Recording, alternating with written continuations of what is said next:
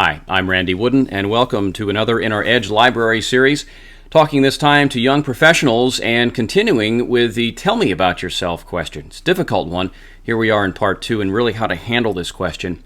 First off, in part 1, we alluded to the need to get to the point to get into the interview without belaboring things too much and giving a real long answer. And so we talked about briefly the acronym GEESE, G-E-E-S-E.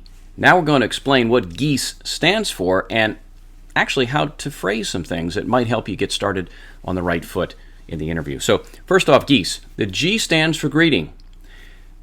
When you sit down with somebody and they say, so tell me about yourself, you don't suddenly hit the play button and go into your background. There's got to be some kind of acknowledgement of the other person. It could be something as basic as saying, Mr. So-and-so, I appreciate you having me in, or just wanted to thank you for the chance to come in to interview with you for the position. Just something that shows your personality, much like in a political debate. When they ask that very first question, the candidate doesn't just start into the answer. Generally, they'll say, well, thank you for having us tonight. I wanted to show my appreciation for those in the audience, those who put on the event, those watching at home. And, about 30 seconds worth of that is enough. And then they supposedly get into the answer. Kind of the same game plan here applies. A little bit of personality goes a long way, and that's a good thing. Next step is the first E. That usually stands for education. Now, education, especially for a young professional, if you're a college grad, that's your meal ticket right now because you don't have necessarily a lot of experience. You may not have any. So lead with education. Now, if you don't have the requisite education for the position, then don't come out and say, well, I don't have X. Just don't mention it. So talk about education briefly, and it could be something as basic as saying I'm a whatever year graduate, if you want to talk the year because you're just recently out of school. They know you're a recent grad. Or you could just say I'm a graduate of blank college with a degree in blank. If your GPA is, again, a plus, then mention it. If it isn't, then don't. So that's your education. That's the E. Then the second E is experience. Again, young professional may not have a lot of experience, but you may perhaps have helped to fund your college education through employment while in school. You may have served an internship. Who knows? You may have been involved in some class projects that dealt with the business world. Again, I don't know everybody's individual situation, and that's not as critical as understanding the context and the game plan here. What is the formula? So I'll briefly mention my experience. I won't go into detail about accomplishments. I'll mention essentially where it was I worked. If you've been out for 2, 3, 4, 5 years, then you could mention in round numbers, well, I have just under 5 years of experience, including more than 2 in blank. When you break your experience down and you're moving from, let's say, you're talking in round numbers of maybe 5 years or just under 5 years, then the subset of that is the amount of relevant experience to the job at hand. I'll give you an example. I'll make this up as I go, but I have over 25 years of professional experience. Many years ago, I used to work in radio, and that was a prior life ago. If I were interviewing for that position now, I don't necessarily want to come out and say, and it would be a lie to say I have 25 years of experience in radio, but I do have nearly 10 years experience in radio. So I may say I have over 25 years experience, including nearly 10 in radio.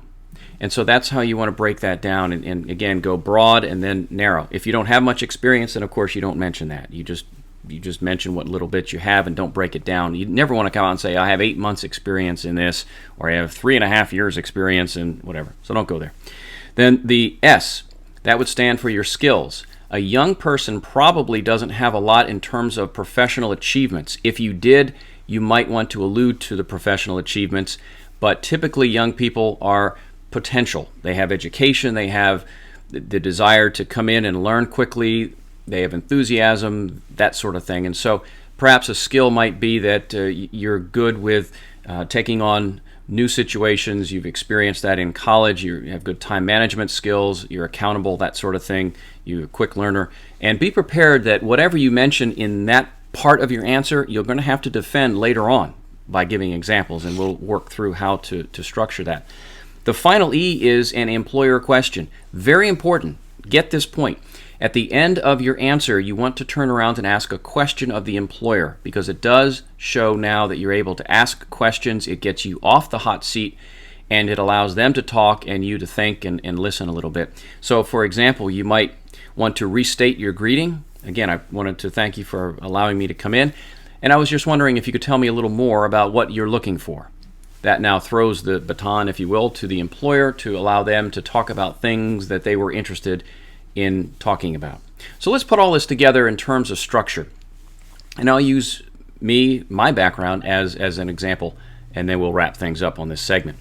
For example, if I'm interviewing for a position, let's say in training, I might say, well, Mr. Employer, first of all, thank you for having me, and I appreciate the chance to come in and speak with you. A little bit about me. I have a bachelor's degree from Marietta College, a little over 25 years of professional experience, including the great majority of that in teaching and training.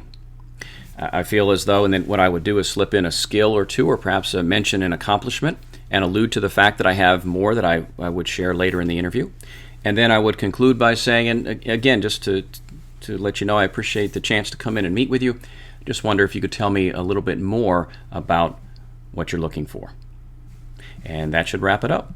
That gets you into the interview, and hopefully they'll get talking about what they're looking for in terms of a candidate. Sound good?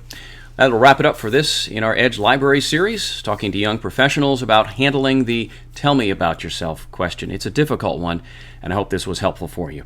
I'm Randy Wooden, and thanks for watching.